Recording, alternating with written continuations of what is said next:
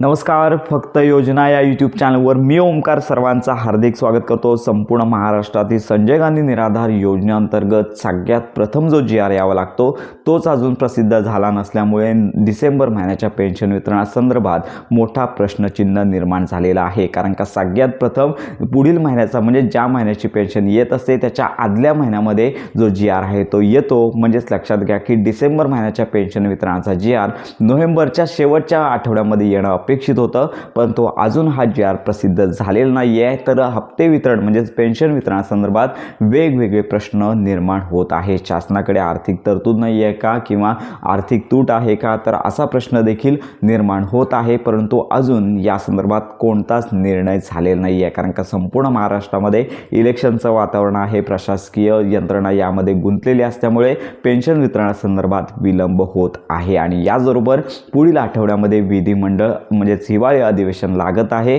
त्यामुळे कदाचित डिसेंबर महिन्याच्या पेन्शन वितरणाचा जो वितरण आहे, जी प्रोसेस आहे, तर यामध्ये उशीर होणार आहे। तर लक्षात घ्या, जोपर्यंत GR येत नाही आहे तोपर्यंत शासकीय मान्यता मिळत नाही आहे। त्यामुळे ज्यावेळी GR प्रसिद्ध होईल त्याच्यानंतर पुढील काही दिवसांमध्ये हा जो लाभ आहे तो संपूर्ण महाराष्ट्रातील लाभार्थ्यांना वितरित केला जाण्याची शक्यता वर्तवण्यात येत आहे। साधारणतः या पुढील आठवड्यामध्ये म्हणजेच जे विधिमंडळ अधिवेशन आहे याच काळामध्ये संपूर्ण महाराष्ट्रातील संजय गांधी निराधार योजनेअंतर्गत जे लाभार्थी आहेत यांना त्यांचा लाभ मिळण्याची शक्यता आहे। तर अशा प्रकारे ही महत्त्वाची माहिती संपूर्ण महाराष्ट्रातील लाभार्थ्यांपर्यंत नक्की शेअर करा।